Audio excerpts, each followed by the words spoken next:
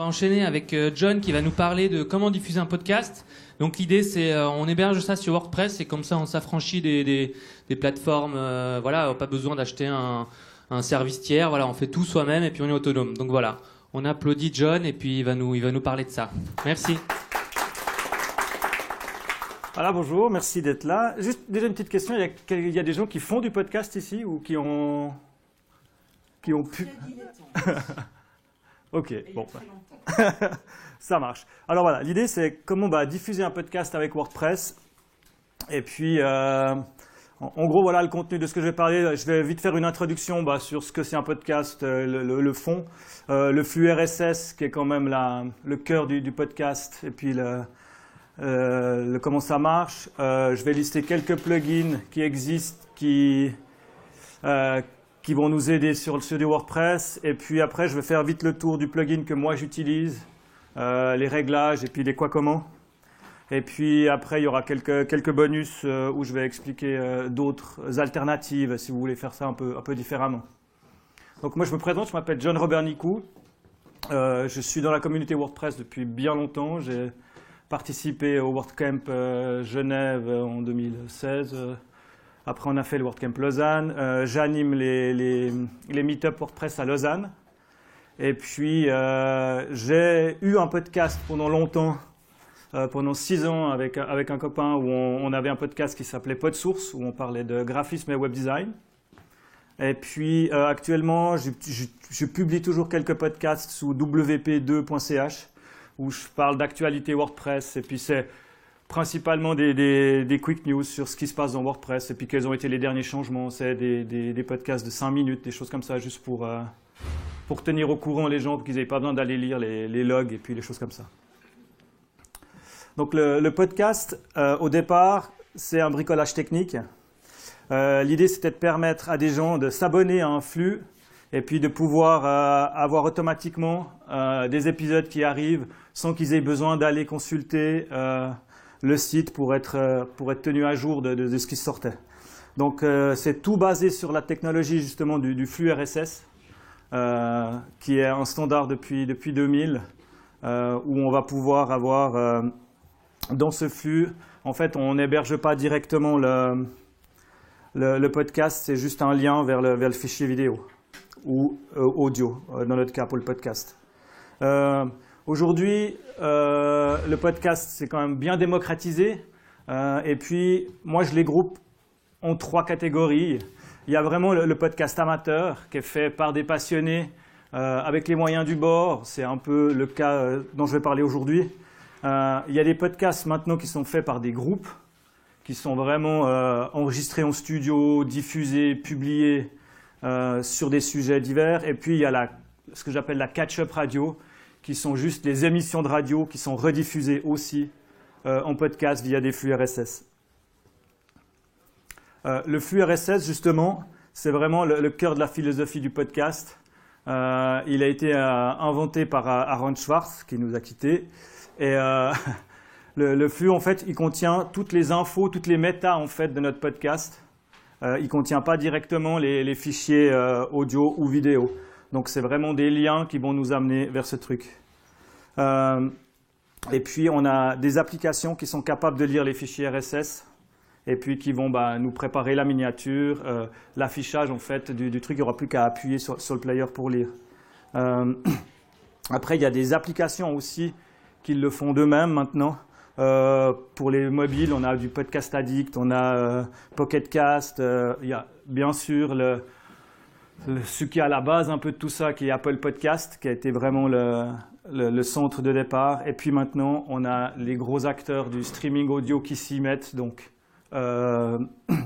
Spotify, qui a fait pas mal de bruit ces derniers temps dans le podcast, qui a resté le podcast de Joe Rogan pour des sommes assez folles. Et puis, j'ai même entendu récemment que maintenant même YouTube était en train de se mettre sur du podcast pur dédié. Et puis, pour pouvoir générer ce flux RSS, on a plusieurs manières de le faire. Donc, il y a le DIY vraiment où on va écrire dans un fichier XML toutes nos méta et puis le hoster sur notre site. Il y a justement des plugins WordPress, c'est ce ce qui va nous intéresser un peu plus aujourd'hui. Et puis, il y a des services d'hébergement dédiés au podcast qui le font. Mais là, vous devez payer ce service. Par contre, eux, ils hébergent le podcast, ils s'occupent de le diffuser. Et vous, sur votre site, vous n'aurez plus qu'à récupérer quelque part le flux qu'eux vont générer. Donc, la version DIY, c'est vraiment aller taper dans un fichier XML, rajouter notre nouveau podcast dans le flux qu'on a déjà, et puis aller copier les métadatas, toutes les écrire à la main, et puis surtout éviter de se tromper dans l'URL du site ou de ne pas fermer une balise. Je l'ai fait, hein, au tout début du podcast, des podcasts, on éditait notre fichier XML comme ça à la main. Plus d'une fois, mon épisode n'a pas été diffusé correctement. J'ai dû remodifier quelques petits trucs. Donc, ce n'est pas l'idéal. Et puis, on a, comme je disais, les hébergeurs spécialisés. Là, il y en a quelques-uns, ce n'est pas exhaustif, mais il y a Anchor, qui a été justement aussi racheté par Spotify, qui permet de créer un podcast facilement si vous êtes inscrit chez eux, vous pouvez l'enregistrer direct depuis votre mobile, le diffuser. J'en reparlerai un petit peu de Anchor après parce que c'est quand même une solution qui est assez intéressante. Il y a Castos que j'ai cité là, qui est entre $19 et $99 par mois, peut héberger votre podcast. Eux, ils ont un plugin qui s'appelle Seriously Simple Podcast, dont on va reparler après. On a des Français, il y a Ocha qui est français, qui le fait aussi très très bien. PodCloud, c'est aussi des Français, eux, c'est un peu moins, je dirais, premium comme offre, mais c'est super intéressant parce que c'est vraiment fait par des podcasteurs, pour des podcasteurs, je dirais. C'est un peu plus niche comme truc, mais je trouve que c'est un peu plus vrai. Et puis après, dans les Américains, il y a Spreaker qui est assez connu. J'ai passé, il existe aussi SoundCloud. Enfin, il y a plusieurs plateformes d'hébergement comme ça, où vous payez un hébergement pour qu'ils le diffusent. L'avantage qu'il y a avec ça, c'est que leurs plateformes, elles sont optimisées pour diffuser du podcast. Donc, on gagne du temps sur le streaming, sur le téléchargement. C'est un peu comme le choix entre héberger sa propre vidéo ou la mettre sur YouTube. C'est quand même plus optimisé. Mais nous, ce qui nous intéresse, c'est comment on le fait nous-mêmes et puis comment on s'affranchit de ces gens qui font du podcast, qui font des plateformes. On garde nos données à nous sur notre hébergement et puis surtout, on ne paye pas d'abonnement supplémentaire parce que quand on commence dans le podcast, si on peut limiter les frais, déjà, c'est bien. Et puis, pourquoi pas passer plus tard quand on a grandi puis qu'on a une bonne communauté là-dessus. Donc, il y a plusieurs plugins qui existent. Je vais en lister 2. Qui sont les plus connus. Après, on sait comment ça va vite, hein. Ça va, ça vient, mais ceux-ci, ils sont en place depuis un moment et puis ils sont plutôt solides. Donc, il y a Seriously Simple Podcast, qui est gratuit, qui est fait par Castos, justement, l'hébergeur de plugins, de podcasts. Et puis, l'avantage qu'il a, c'est qu'on peut héberger plusieurs podcasts différents dans notre même site. Ça va générer des flux RSS différents, donc ils seront vraiment séparés, même qu'on l'héberge sur le même site internet. On a la possibilité d'avoir des statistiques via un plugin dédié, parce que dans le podcast, c'est vraiment le gros problème qu'on a actuellement, c'est les statistiques. C'est toujours très compliqué d'avoir des statistiques. Donc là, le plugin, il va nous aider. Ça supporte l'audio et la vidéo, le cas échéant. Et puis, on peut faire des séries. Donc, on peut avoir des épisodes, on peut avoir le numéro de l'épisode, faire des saisons, enfin, avoir toute une gestion comme ça de notre podcast directement dans le site. Et puis, la liberté d'héberger justement nos fichiers là où on le désire. Donc, on peut l'héberger chez Castos en payant leur abonnement. Donc, du coup, le plugin, il est lié, donc ça sera plus facile. Mais on peut aussi l'héberger sur notre propre serveur. Et puis, on peut même aussi l'héberger ailleurs et puis faire le lien après pour rapatrier tout ça dans le site internet.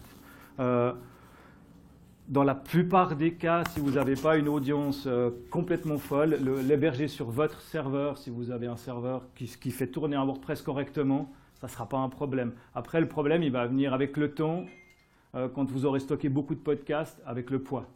Quand vous arrivez à 3, 4, 500 épisodes qui font chacun X mégas, peut-être il va falloir penser à une solution, mais pour débuter, ça suffit amplement. Nous, on a fait avec PodSource pendant presque 50 podcasts et on les hébergeait, on en faisait un par mois et on les a hébergés sur notre serveur sans souci.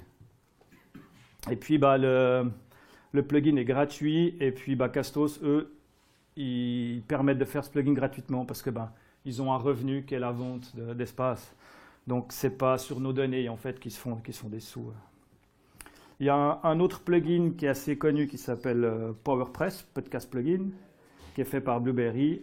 Et puis là, les éléments clés sont quasi les mêmes. Hein. On a un mode simple avancé, ça supporte iTunes, ça supporte Google Play. On a un player en HTML5. On a des fonctions spéciales SEO pour le podcast. On peut gérer justement les imports depuis les différents hébergeurs, que ce soit SoundCloud, Podbean ou un RSS feed. Et puis, pareil, Blueberry, ils ont aussi un hébergement de podcasts, donc c'est comme ça qu'ils font leur argent. Et puis, par contre, là, pour les statistiques, il faudra aussi payer en plus par mois, à la différence de l'autre. De toute façon, les slides seront, je pense, disponibles aussi. Hein, donc, je vous ai listé aussi quelques articles qui vont recenser un peu tous ces plugins avec les pour, les contre, et puis toute la liste, parce que là, je ne vais pas passer une demi-heure à vous lister des plugins, ce n'est pas le but aujourd'hui. Donc moi, mon préféré, je pense que vous l'aurez compris, c'est Seriously Simple Podcast. J'en ai testé quand même pas mal à l'époque, et puis c'était vraiment le plus simple. Il est gratuit. Il y a des extensions qui existent si on veut le pimper un peu plus. Le fichier XML qui est produit, il est propre. Nous, on n'a qu'à simplement remplir des champs dans notre admin de WordPress et puis ça va nous générer notre fichier XML. On peut mettre justement, comme je disais, des épisodes dans des custom post type ou simplement dans notre blog si on n'a qu'un podcast et puis qu'on a un site qui est dédié à ça. On n'a pas besoin d'avoir des choses compliquées. On peut l'avoir directement après l'installation, prêt à tourner. Et puis, on peut gérer les épisodes, gérer les saisons. On peut dire si notre podcast il est réservé aux plus de 18 ans. On peut le priver, on peut le privatiser s'il y a besoin. Enfin, on a toutes ces options qui sont des options à la base de WordPress qui sont intégrées. Il y a un player intégré qui est plutôt joli. Et puis, comme je disais, on peut ajouter des statistiques via un plugin ou bien on peut le connecter directement à PodTrack, qui est un service de statistiques pour les podcasts. Donc l'installation, elle est plutôt simple. Donc c'est un plugin standard, on l'installe et puis après on a ce petit chemin d'installation qui nous permet de créer notre podcast. Donc on va choisir une image de couverture parce que dans les agrégateurs de podcasts, c'est ce qu'on retrouve toujours, c'est une image de couverture. Donc là, il nous la demande entre 1400 pixels et 3000 pixels carrés. On va choisir une catégorie. Alors les catégories, c'est toujours un peu spécial parce que c'est ces catégories qui ont été créées à la base par Apple. Et puis, c'est toujours un peu étrange, les catégories des podcasts. On ne trouvera pas toujours notre catégorie exacte, mais bon, il faut essayer de s'adapter dans ce qu'ils ont. Les catégories, on peut en choisir, je crois, sauf erreur. On a une catégorie primaire, puis après, on a 2 autres sous-catégories dans lesquelles on peut aller classer notre podcast. Ce qui permettra surtout d'être trouvable dans dans iTunes maintenant, parce que voilà, c'est leur façon d'organiser. Et puis là, comme je dis, on pourra choisir une deuxième sous-catégorie. Et puis il y a un point 4 qui est se connecter à Castos si on a un hébergement chez eux, mais qu'on n'est pas obligé, donc on peut le passer. Après, les paramètres du plugin, ils sont un tout petit peu spéciaux parce qu'il faut d'abord aller dans paramètres. Et puis là, on a cette partie qui nous permet justement de créer des séries. Alors, il faut faire attention parce qu'on aura, par défaut, on aura envie une fois qu'on a installé le plugin, on voit qu'on peut créer des séries. Vas-y, on va créer une nouvelle série. Et puis, si on crée une nouvelle série, en fait, on crée un nouveau podcast. Donc, un deuxième flux qui sera séparé. Donc, si on n'a qu'un seul podcast à gérer, en fait, il n'y a pas besoin de créer cette série. C'est déjà ce qu'on vient de faire, en fait, juste avant, en suivant le chemin. Par contre, si vous avez plusieurs podcasts différents que vous voulez héberger au même endroit, c'est là que ça se passe. On crée une nouvelle série, Et puis là, c'est de nouveau la même chose. On réimporte une vignette, on choisit les réglages. Et puis après, dans les réglages, on aura une tab et puis une deuxième tab qui va venir avec la deuxième série. Et puis ainsi de suite pour toutes les séries qu'on crée. Puis ça va nous créer à chaque fois un custom post type. Donc dans l'admin, on aura post, page et puis la série 1, la série 2, en fonction de ce qu'on a mis comme nom. Ensuite, on a les réglages généraux. Donc là, on va pouvoir justement choisir si on veut un custom post type. Et puis, on peut activer un champ spécial pour iTunes 11, parce que maintenant, iTunes a fait des changements dans leur façon de lire le flux XML. Et puis, si on case cette coche, on aura plus de champs en fait, dans la page où on crée notre premier podcast. Après, on a des options sur le player. On peut le choisir si on veut que le player il vienne en dessus du texte, en dessous du texte. Si on veut afficher les metadatas, si on veut que le player il soit clair ou blanc, ou en dark mode ou en normal. Et puis après, on a tous les détails du flux à remplir. Donc ça, c'est ce qu'on a déjà commencé à remplir avec l'image, la description. Puis on peut aller plus loin. On peut choisir des liens si on a, par exemple, une plateforme comme Patreon sur laquelle on ferait des dons. Eh ben, on vient remplir le lien là, et puis comme ça, dans la page de notre podcast, il y aura directement le lien pour aller faire un don. Donc ça, c'est tous des champs qui vont venir dans la page au moment où on publie le podcast. Donc il y a, justement, pour faire les dons, il y a les liens de partage. On va avoir un choix de plein de plateformes. Si on veut partager, puis ça va nous donner le lien. Et puis,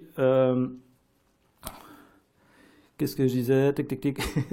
Et puis, voilà, on peut aussi changer les flux, justement, si on a déjà un podcast existant, rediriger le flux, faire le lien si on a PodTrack. C'est à cet endroit-là que ça se passe, c'est dans les paramètres.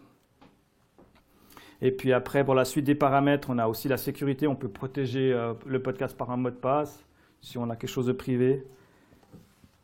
Et puis, dans une tab, on a une prochaine tab qui s'appelle édition. Donc là, c'est les URL du podcast, en fait. C'est notre flux, il est créé.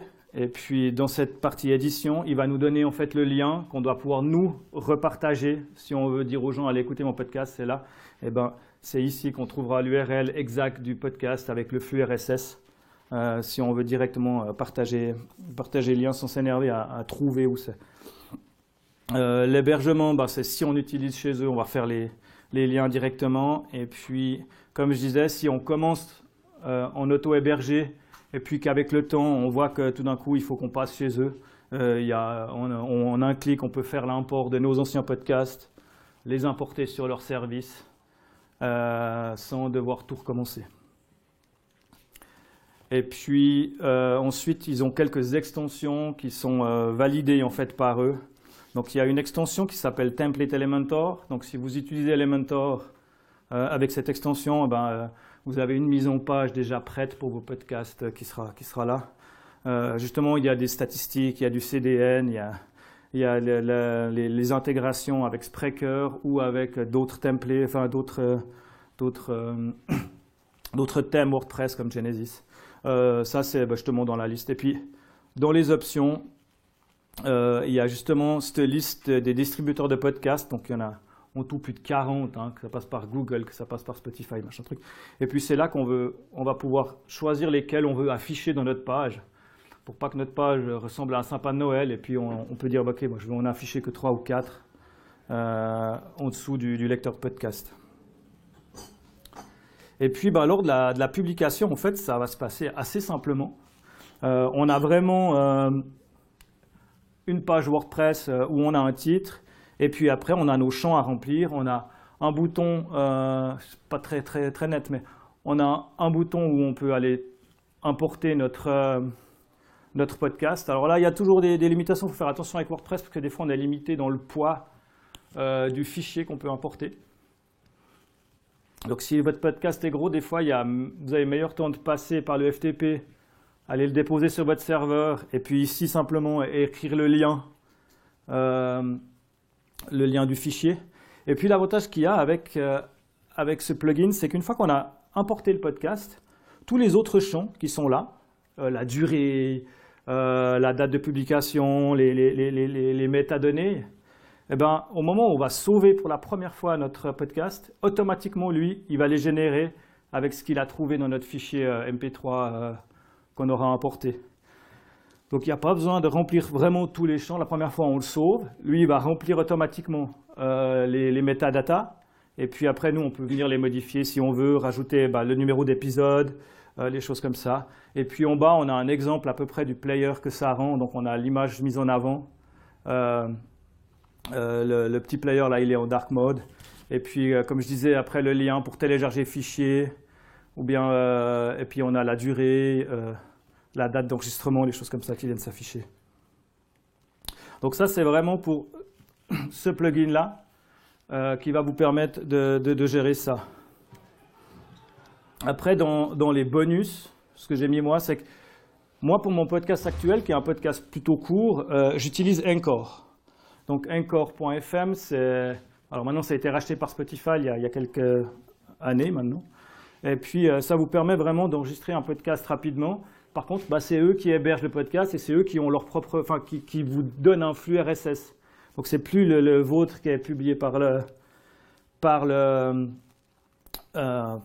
podcast, par le plugin WordPress. Donc, moi, j'utilise un plugin qui s'appelle WP RSS Aggregator, où je lui dis, voilà, maintenant, tu vas me chercher ce flux RSS et puis tu me l'affiches dans une page. Alors, c'est pas très beau, hein. On voit, c'est la première partie en haut, on a juste les liens avec chaque podcast qui a été fait. Et puis quand on clique dessus, on va avoir le player on va partir en fait chez Anchor pour écouter le podcast. Et puis j'ai vu que récemment ils avaient fait un plugin qui s'appelle Anchor Episode, où là c'est simplement un shortcode. Donc vous installez le plugin, vous donnez votre URL Anchor où il y a votre podcast. Et puis, vous avez un shortcode à mettre dans votre page. Et puis, c'est la partie du dessous, là où on voit, où il affiche les épisodes un peu plus proprement que quand on va simplement récupérer un flux RSS. Donc voilà, j'ai été assez rapide. Mais j'arrive au bout de ce que je voulais justement vous présenter dans cette idée-là. Donc, si vous avez des questions, c'est maintenant.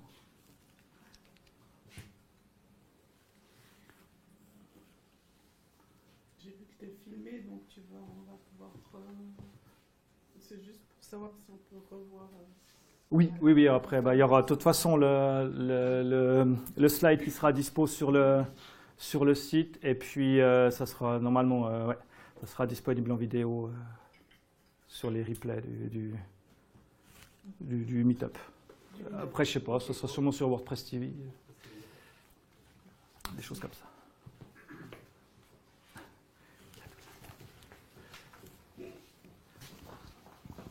Merci pour la présentation. Est-ce que tu peux plus entrer dans les détails? Pourquoi finalement tu continues à utiliser Anchor FM? Parce que j'avais l'impression que ce que tu nous as présenté, c'est une alternative.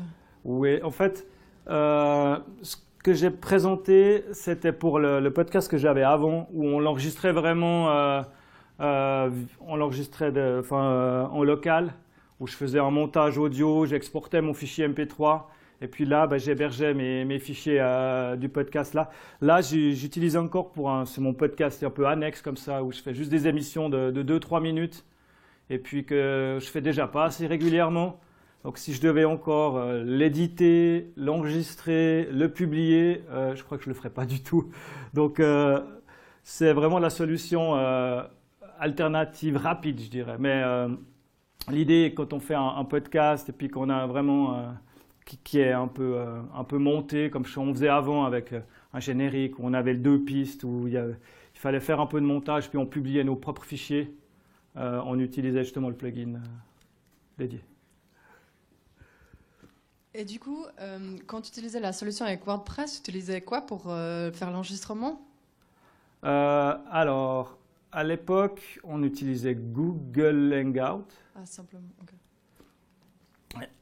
Et puis après, on a aussi une solution où on était 2, donc on enregistrait chacun notre piste en local. Et puis après, on s'envoyait les pistes.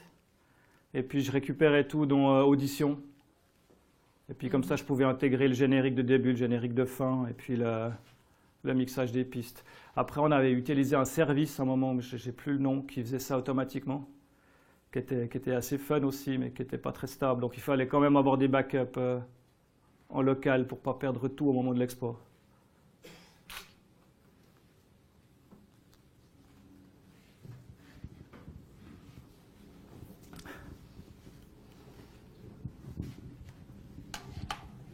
Il est allumé. Alors, avec Anchor FM, donc, si j'ai bien compris, ça te permet en fait d'enregistrer sur le vif un truc sur ton téléphone, tu appuies sur un bouton, puis pouf, ouais, ça part via ton plugin d'agrégation de flux RSS, c'est immédiatement intégré. Voilà. Et puis, alors ma question c'est, si tu utilises quelque chose comme Anchor FM, est-ce que tu peux intégrer un petit générique de début ou un générique de fin ou quelles sont les possibilités de branding en fait que tu as avec Anchor FM? Alors avec Anchor, tu as la possibilité justement d'importer même tes propres fichiers audio dans leur web app. Donc tu peux, si tu as un générique, tu peux l'importer et puis tu as un mini espace de montage où tu peux... eux, ils ont des jingles, ils ont des musiques déjà libres de droit.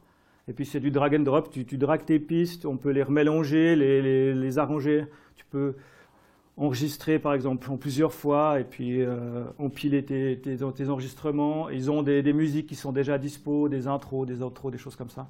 Et puis après, quand tu as aussi une possibilité de monétiser, de leur dire ok, bah, je veux monétiser, et puis eux ils te mettent des pubs à eux avant et après ton podcast si tu veux commencer à générer un peu de sous avec ça. Mais voilà, depuis qu'ils ont été rachetés par Spotify, je sais qu'il y a quelques histoires de droits maintenant qui sont un peu plus floues, qu'il faudrait creuser pour être sûr d'être bien.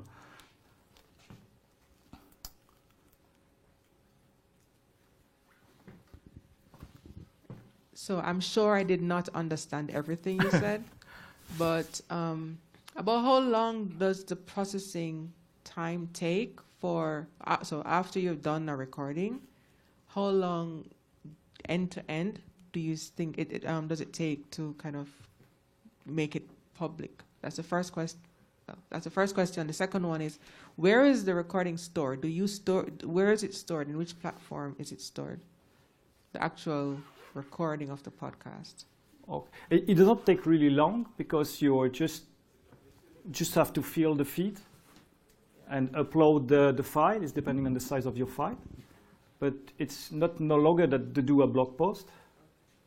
And with this solution, the file is on your own hébergement. Hein? Server. Yeah.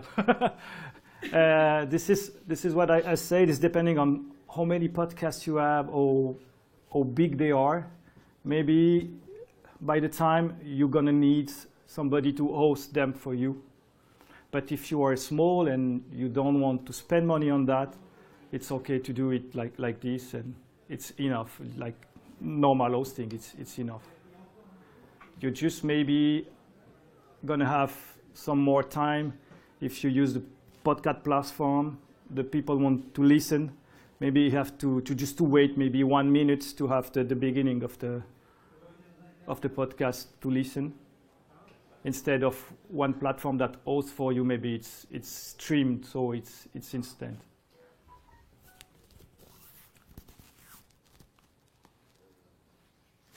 C'est tout bon? J'ai répondu à toutes les questions? Ok, bah, encore une là. Peut-être. Benoît. Just the quick question about Anchor FM. Is that that gives you the opportunity to publish your podcast in Anchor FM? Does that then automatically go out to other services like Spotify and Apple and these places, or do you have to register everyone individually? In the hosting, they have this option. You can just check if you want it on Spotify, on other places, Apple Podcasts and everything. It's already inside the.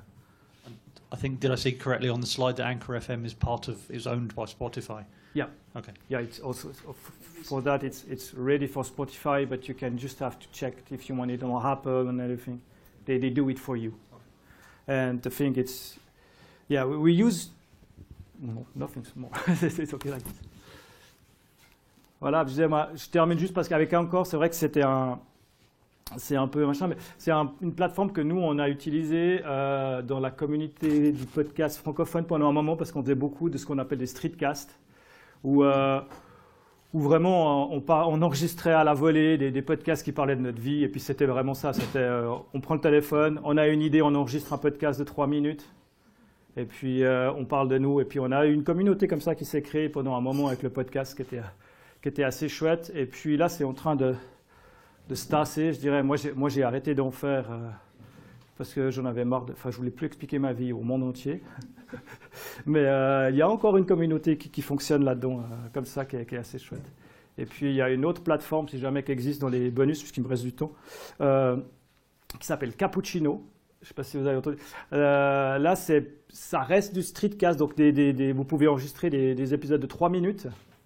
Et puis, par contre, là, c'est vous qui décidez à qui vous le distribuez. C'est du podcast entre amis. Donc, vous avez des gens que vous invitez dans votre liste d'écoute. Et puis, tous les jours, vous pouvez enregistrer. C'est par section de 3 minutes. Et puis, c'est disponible tous les matins. Les gens ils peuvent écouter tout ce qui s'est dit pendant les 3 minutes chez les autres. Nous, on utilise ça justement dans la communauté des podcasteurs francophones. Comme ça, on se tient au courant les uns des autres dans un espace un peu plus privé que ce qu'on faisait avec le streetcast, où c'était pour tout le monde. Voilà, c'est écrit 00, j'ai fini. Merci. Ouais.